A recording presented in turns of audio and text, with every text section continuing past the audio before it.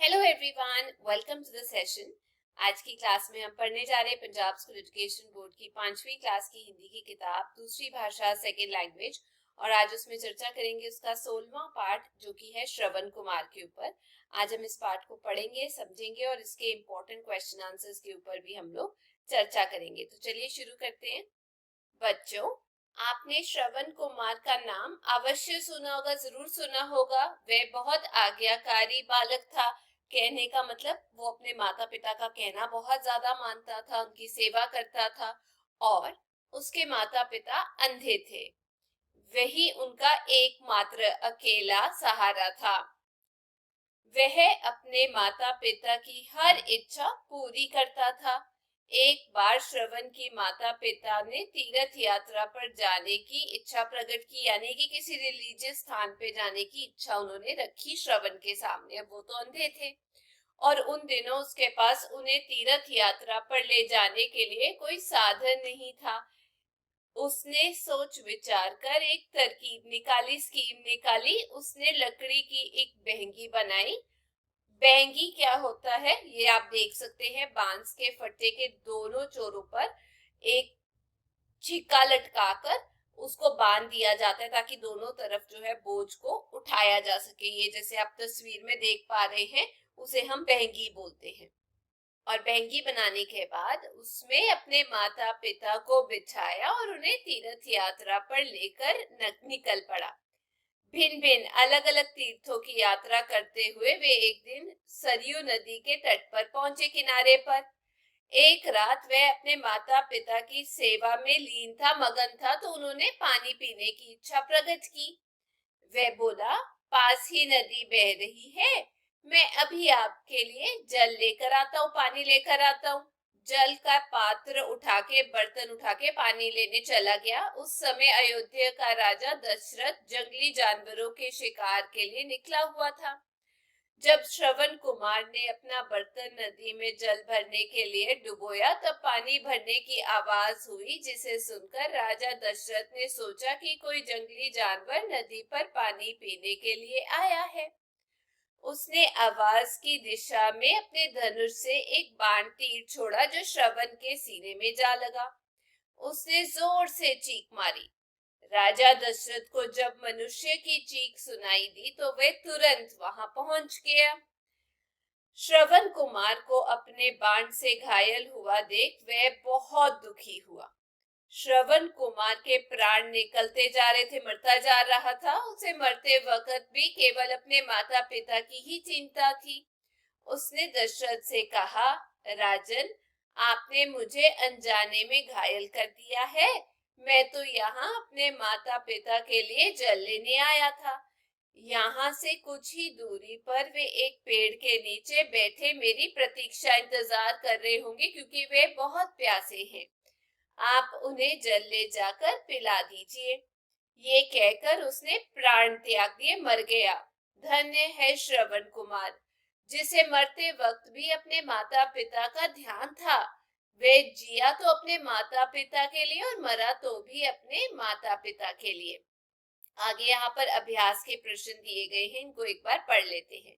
नीचे गुरुमुखी और देवनागरी लिपि में दिए गए शब्दों को पढ़ो और हिंदी शब्दों को लिखने का अभ्यास करो।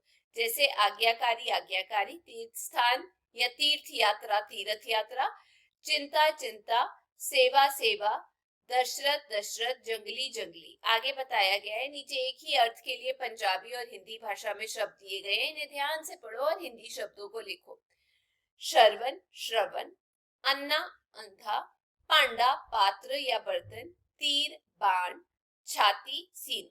आगे बोला गया है, पढ़ो, समझो और लिखो। यहाँ कुछ शब्द बनाए हुए हैं और उनको बताया गया किस तरीके से बनाया गया है। आज्ञा, श्रवण, अवश्य, पात्र, एकमात्र, मनुष्य, वक्त, प्यास, त्याग, धन्य, अंधा, इच्छा, अयोध्या और बिन। ये शब्दार्थ मैंने आपको बता दिए जब चैप्टर समझाया था। तो चलिए प्रश्न उत्तर के बारे में चर्चा करते हैं। पहला प्रश्न यहाँ पर पूछा गया है, श्रवण कुमार कैसा बालक था? उत्तर, श्रवण कुमार एक आज्ञाकारी बालक था। दूसरा, श्रवण कुमार अपने माता पिता को तीर्थ यात्रा पर कैसे लेकर गया? उत्तर, उसने एक बहंगी बनाई और अपने माता पिता को उसमें बिठाकर तीर्थ यात्रा के लिए लेकर गया। तीसरा प्रश्न, सरयू नदी के निकट श्रवण क्या करने गया था? उत्तर, श्रवण अपने प्यासे माता पिता के लिए पानी लाने के लिए सरयू नदी के तट पर गया था, किनारे पर। चौथा, श्रवण कुमार को बाण किसने मारा? उत्तर, श्रवण कुमार को बाण अयोध्या के राजा दशरथ ने मारा। पांचवा, श्रवण ने राजा दशरथ से क्या कहा? उत्तर, श्रवण ने राजा दशरथ से कहा कि उधर कुछ दूरी पर पेड़ के नीचे मेरे माता पिता पानी की प्रतीक्षा में बैठे हैं, वे प्यासे हैं, आप कृपया उन्हें पानी पिला दीजिए। आगे वाक्य पूरे करो। श्रवण एक आज्ञाकारी बालक था, उसके माता पिता अंधे थे, तीर्थ यात्रा पर जाने के लिए उसने एक बहंगी बनाई। श्रवण राजा दशरथ के बाण से घायल हुआ, उसे मरते वक्त भी अपने माता पिता की चिंता थी। आगे पढ़ते हैं। यहाँ किताब में कुछ शब्द दिए गए हैं जिनको मैं पढ़ के आपको बताती हूँ। जैसे यहाँ पर बताया गया है भूख, उसके सामने लिखा गया प्यास, वैसे ही माता पिता, धनुष बाण, जिया मरा, सोच विचार, और आगे बताया गया तीर्थ यात्रा। तो मैं आपको ये बताना चाहती हूँ कि ये जो शब्द है इनमें दो शब्दों को जोड़ने का काम ये जो है योजक